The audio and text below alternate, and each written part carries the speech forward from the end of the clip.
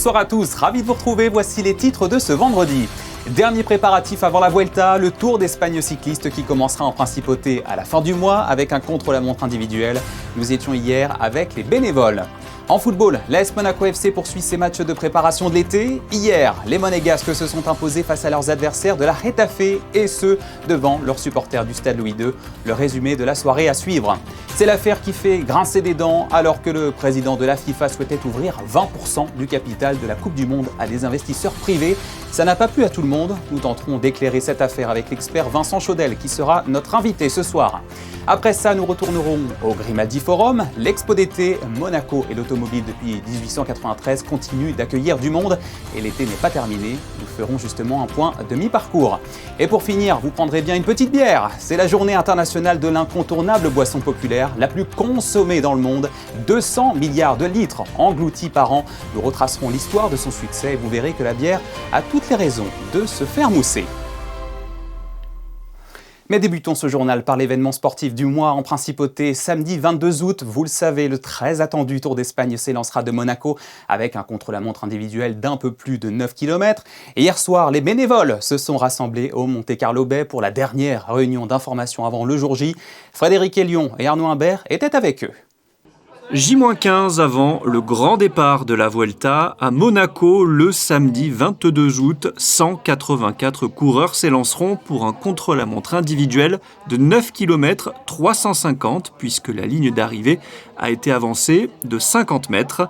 Pour que la manifestation soit un succès en termes de sécurité pour les coureurs, accompagnateurs et spectateurs, les bénévoles se sont réunis jeudi soir au Monte Carlo Bay pour la dernière réunion d'information avant le départ. On avait simplement abordé les sujets, on ne leur avait pas donné leur rôle véritable. Là en plus ils ont leur positionnement, ils ont leur rôle, ils ont leur mission, ils savent ce qu'ils ont à faire. Bon, ils auront toujours des questions à poser, c'est pour ça qu'on a mis des chefs de secteur plus à même de répondre aux questions de ces personnes qui sont et qui seront sous leurs ordres. Et je pense que ça va marcher. La preuve, c'est que là, on les a réunis par groupe et on les a réunis par secteur. Et donc, après cette réunion, ils peuvent échanger, faire connaissance et je pense que ça va simplifier un peu les choses. Les bénévoles seront dispatchés sur les 26 points de cisaillement du parcours ou sur les différents points d'insertion par groupe de 3, 4 ou 5. On va avoir pas mal de regroupements sur ce secteur-là parce que c'est Fontvieille-Ouest et il est énormément garni, on a pas mal de points de cisaillement et de retrait.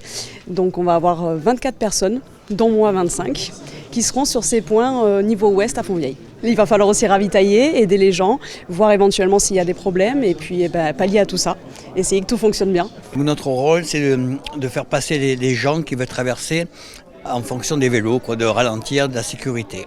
Fan de vélo, fan de sport, donc ça me fait plaisir de participer. Depuis l'annonce de la participation de Tadej Pogačar à cette Vuelta 2026, l'affluence attendue a déjà doublé.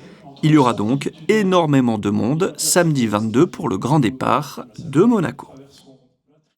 En football, alors que Manassa Kliouch quitte l'AS Monaco FC pour le Paris Saint-Germain, l'information est maintenant officielle. Ses désormais ex-collègues rouge et blanc affrontaient hier le club espagnol de Getafe pour leur 4e match de préparation. Les Monégasques ont joué cette fois devant leurs supporters au stade Louis II pour la première fois de la saison. Et ce n'était pas pour leur déplaire puisqu'ils se sont imposés 1-0. Résumé de la soirée signé Alexandre Olivier et Julien Logier. Les supporters ont répondu présents pour le premier match de leur équipe au stade Louis II. À quelques jours de la reprise des compétitions, les fans attendent de voir le niveau d'un effectif remanié. Certains sont plus ambitieux que d'autres. Il va y avoir des nouveaux, donc ça va faire un peu la nouveauté en espérant qu'on ait de meilleurs résultats que cette année. On espère voir Paul Pogba jouer un petit peu, ça serait pas mal aussi. Et puis tout simplement voir un petit peu avec le nouvel entraîneur sa physionomie du jeu pour la saison qui va arriver. On espère que les résultats seront au rendez-vous, seront, j'espère, meilleurs que l'année dernière. Voilà. Et puis qu'on accroche une Coupe d'Europe, pourquoi pas un titre, mais bon, rêvons, c'est le début de saison. L'AS Monaco FC l'a emporté 1-0 sur un pénalty de Paris Brunner, malgré un match sans grande démonstration et terni par un carton rouge de l'entrant Christian Mawissa. Le coach Philippe Elouis se montre satisfait de la performance de ses joueurs. I'm happy because I see the team did what I was looking for. My objectives inside the pitch, tactical. stuff, especially in defense. Maybe it's a big change for some of the players. They're used to do some other things. They're not better and worse things. It's just different things, and it's a process. And today I see they do what I want. So I'm really pleased. The results, it doesn't matter that much. It's always important to win, but. And this kind of game is not so important, the results, but the concepts that we are training, I start to look now on the pitch. They are starting to get the idea, and it's not so mechanical anymore. Les Monégasques vont s'envoler pour un dernier stage d'entraînement en Angleterre où ils joueront leurs 2 derniers matchs de préparation, notamment face à Liverpool, avant d'aller affronter soit le Ferencváros ou le Gornik Zabrze le 20 août prochain à l'extérieur pour leur match barrage de Ligue Conférence. Le match retour se jouera au Stade Louis II le 27 août. Le rendez-vous à la maison est pris. Restons dans le football avec ce dossier qui a cristallisé toute l'attention ces derniers jours. Nous avons appris que la FIFA, par la voix de son président, Gianni Infantino, entendait ouvrir le capital de la Coupe du Monde à hauteur de 20% à des investisseurs privés. Des velléités qui suscitent la surprise, qui poussent même certains à boycotter l'UEFA, la puissante Union européenne du football. Alors la plus haute instance du football mondial a publié un communiqué pour tenter de se faire comprendre et calmer le jeu. Mais qu'est-ce que cela signifie vraiment? Nous allons tenter d'y voir plus clair avec le fondateur de l'Observatoire du sport business et expert en marketing, Vincent Chaudel. L'entretien est mené par Christophe Paco. Bonsoir Vincent Chaudel. Bonsoir Christophe. On va essayer d'y voir un peu plus clair avec vous. Visiblement, il suffirait d'un communiqué rédigé par la FIFA, par son président ou quelqu'un d'autre pour qu'on s'excuse et qu'on oublie tout? Oh, pour s'excuser, on peut toujours le faire. Oublier, je suis pas sûr. On rappelle le dossier, en tout cas, c'est la FIFA, par l'intermédiaire évidemment de son président, qui souhaitait ouvrir son capital au moins à 20% pour développer encore la marque FIFA. Et puis aussi, en fait, quelque part derrière, c'est que les fédérations touchent un peu plus d'argent qu'aujourd'hui, en gros entre 10 et 40 millions. Mais il y a eu un tollé général pour l'instant et un blocage de tous les côtés, notamment des Européens. Si on veut vraiment être honnête, c'est plus un problème de processus et de gouvernance qu'un problème de fond sur la monétisation, parce que globalement, toutes les fédérations et toutes les confédérations cherchent à développer leurs revenus pour leurs membres, soit pour les clubs pour une fédération nationale, soit pour les fédérations nationales quand on est une confédération. Donc ça, c'est pas un phénomène nouveau. On le voit dans d'autres sports. La F1, c'est peut-être elle qui l'a fait le premier avec Bernie Ecclestone, qui concerne Monaco, bien évidemment, et qui aujourd'hui, avec Liberty Media, a démontré sa capacité à développer ses revenus. Le rugby le fait, et la Ligue de foot en France l'a fait également pour faire rentrer CVC, un fonds d'investissement. Donc ça, en soi, on peut le discuter, mais c'est pas un phénomène nouveau.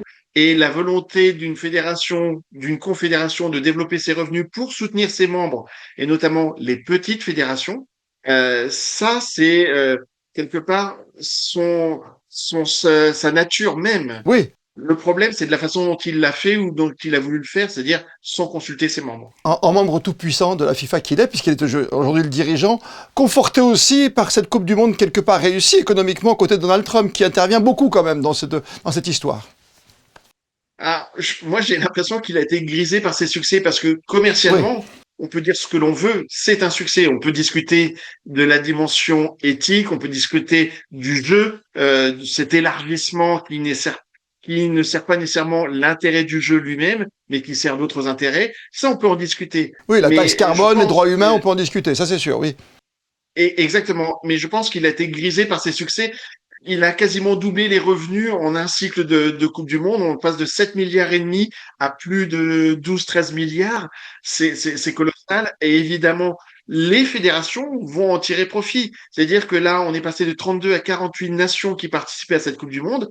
Chaque nation a pris 10 millions de dollars à minima. C'est ça. Eh bien, 10 millions de dollars pour l'Allemagne ou la France, on peut en discuter. Mais pour Curaçao, c'est très important. Oui, parce qu'il y a 211 fédérations, donc Curaçao pourrait passer en plus, si le projet de Gianni Infantino passait, de 10 à 40 millions très rapidement avec l'optique en plus Arabie Saoudite dans 8 ans qui a été vendue comme ça très rapidement au niveau de la Coupe du Monde avant un passage par le Maroc et le Portugal. C'est la décision d'un seul homme, c'est quoi? C'est quelqu'un qui a trop de pouvoir à un moment, qui s'est laissé griser, vous l'avez si bien dit Vincent Chaudel, par le succès, qui a fait quand même Donald Trump, il a couronné ambassadeur de la paix, il a laissé faire des mi-temps de 27 minutes, il y a tellement de choses autour, je parle même pas du cas Balogun qui nous consomme bien à Monaco aussi.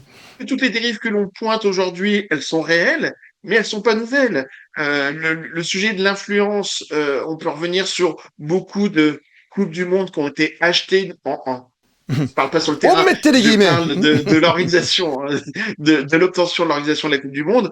Le jeu d'influence ou de corruption, c'est pas un phénomène nouveau aussi. On ne peut que le regretter, mais ne tombons pas de l'armoire sur ce genre d'événement. Mais cette vente à la découpe quand même qui, pour l'instant, était proposée, mais c'est qu'un dossier, encore une fois, on va taper sur la presse du côté de la FIFA, bien sûr, et des instances dirigeantes. C'est la faute de nos confrères d'avoir dévoilé ce projet qui était pour l'instant dans un tiroir?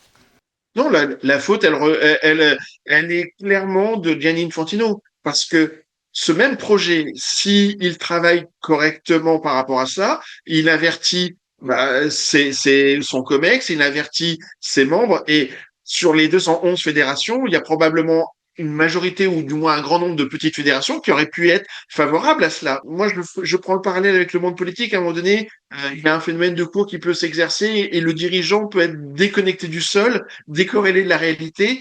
Et là, on arrive à des abus. Oui, c'est une situation dommageable et qui va laisser des traces.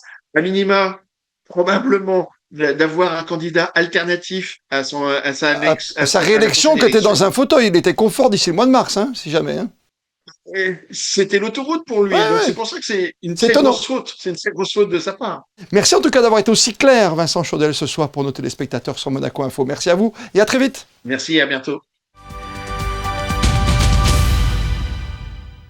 Au championnat d'Europe en eau libre, fin de parcours pour Lisa Pou aux portes d'une finale. Vous l'entendiez hier sur notre antenne. La nageuse disputait ce matin à Paris le sprint de 3 km, mais ne s'est finalement pas qualifiée.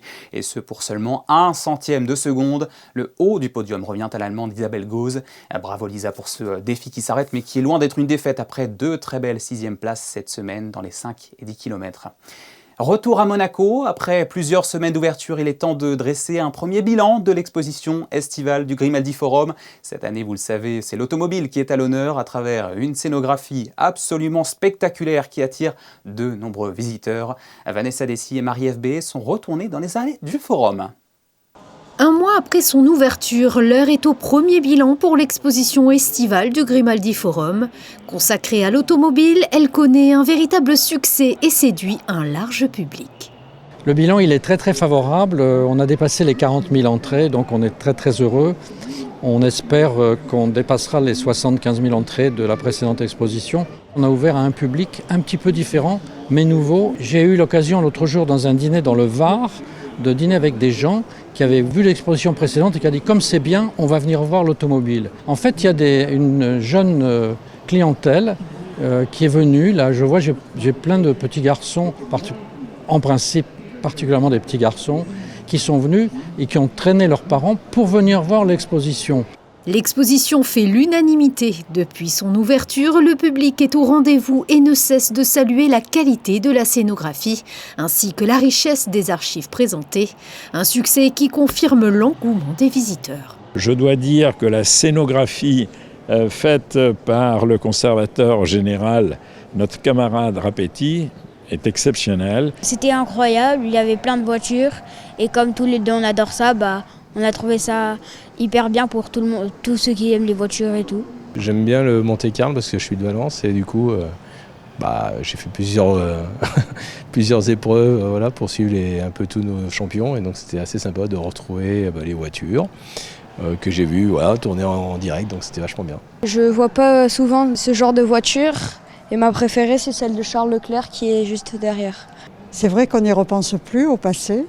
Et c'est bien parce que ça réactive les émotions et les souvenirs. C'est incroyable, honnêtement, c'est incroyable de pouvoir voir des machines comme ça, des voitures historiques, c'est vraiment incroyable. J'ai pu apercevoir des voitures de début du XXe siècle jusqu'à aujourd'hui, les voitures de rallye, puis en même temps l'exposition sur les voitures de Ferrari, avec les grandes idoles que j'ai pu connaître dans les années 80, 90. Elle est très intéressante de par les voitures, bien sûr, qui sont historiques, qui sont originales, mais également de par les documents qui sont rassemblés et qui racontent une histoire qui est passionnante, donc très authentique, très émouvant également. Voilà, donc c'est magnifique, très belle exposition.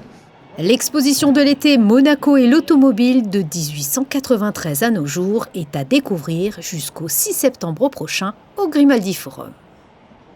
Autre exposition à Monaco cet été, le titre va vous inspirer, j'en suis sûr. L'art de renaître, ce sont 2 artistes qui signent l'expo, dévoilant des œuvres où peinture et sculpture racontent la transformation, la reconstruction et la force de la création. C'est très contemplatif. Vanessa Dessy et Julien Logier sont allés la découvrir. Quand l'art ouvre une fenêtre sur la créativité, Natalia Polichuk et Ramin Barami présentent une exposition où peinture et sculpture se rencontrent pour raconter un univers sensible entre émotions, formes et couleurs. The message is the first one that's peace and the second one that's color in the life. Because without color we cannot make this life more nice and more beautiful. And I still believe that with something nice in the life, we can make it. Au-delà des œuvres, cette exposition porte un message de résilience et de transformation. Elle montre comment l'art peut accompagner les changements de vie, préserver une identité et offrir un nouvel élan vers l'avenir. For me, it's the same, but also I try to capture the memory. Because of that, I use the diamond material to capture memory for everybody. Because it's international close to everybody can use that, and I try to capture the memory for people. L'exposition L'Art de Renaître est à découvrir jusqu'au 22 août à l'Espace 22. On en consomme jusqu'à 200 milliards de litres par an. Cela fait en moyenne 24 litres par an pour chaque habitant sur Terre. Rien que ça, je vous parle de la bière. C'est sa journée internationale aujourd'hui, une fête que l'on célèbre depuis 2008, tous les premiers vendredis du mois d'août. Et c'était cette même année qu'en principauté, la brasserie de Monaco était restaurée et reprenait du service sur le port Hercule. Pour parler histoire, savoir-faire et succès populaire, Alexandra Pagny et Hugo Comasa ont pris une petite mousse avec le maître brasseur de l'établissement monégasque. Qu'on la préfère blonde, blanche ou ambrée, la bière, on l'apprécie avant tout en été pour ses vertus désaltérantes. La brasserie de Monaco est l'unique lieu de fabrication et de brassage en principauté. On a blonde et blanche toute l'année et ensuite on a la bière spéciale, donc ça varie en fonction de la saison. On a de l'ambrée souvent en hiver, la bière de Noël au mois de décembre. Et là en ce moment, vu que c'est un peu l'été qui fait chaud, on a une blanche IPA. Donc avec des arômes de fruits tropicaux et qui sent l'agrume à l'odeur. Donc l'IPA, on rajoute beaucoup plus de houblon dans la bière et on en ajoute quand la bière est mise au froid. Donc ça permet d'extraire juste la partie aromatique et pas l'amertume. Donc ça, c'est les maltes qu'on utilise pour la bière, donc c'est les céréales. Et pour la bière ambrée, on va mettre des maltes qui ont été plus torréfiés chez le fabricant pour donner cette couleur. Historiquement, elle était installée dans l'ancien quartier de Fontvieille de 1905 à 1972. En 2008, c'est l'homme d'affaires Gildo Palanca-Pastor qui lui redonne un second souffle et aménage un véritable lieu de brassage au cœur du port Hercule. Le brassage, c'est simple. On a une étape qui se passe à chaud. Donc c'est ce qui va nous permettre de fabriquer le mou, un peu comme dans le vin. Donc d'extraire le sucre mais des céréales. Et c'est ce qui va nous donner l'alcool après.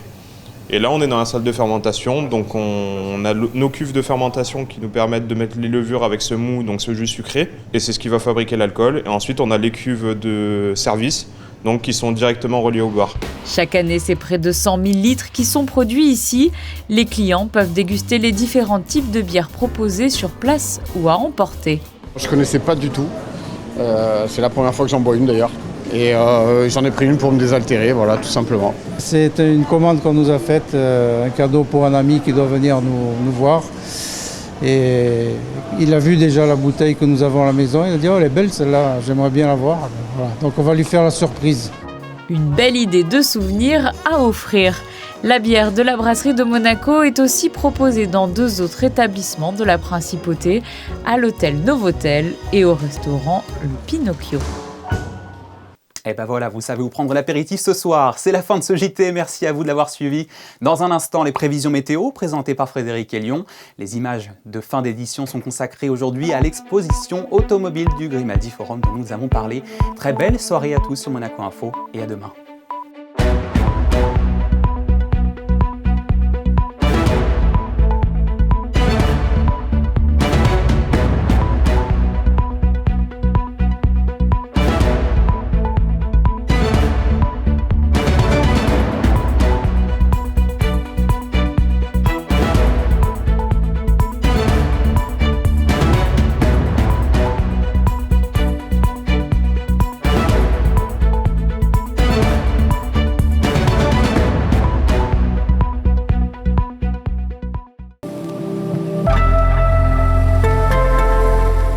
Bonsoir à toutes et à tous. Samedi, nous attaquerons le week-end avec une belle journée ensoleillée, peu de nuages dans le ciel et des températures comprises entre 26 et 31 degrés. Pour ceux qui passeront la journée à la plage, l'eau sera à 28. Samedi 8 août, n'oubliez pas de souhaiter une bonne fête à tous les Dominiques et d'avoir une pensée pour nos amis les félins, car nous fêterons la journée internationale des chats. Bonne soirée avec nous sur Monaco Info.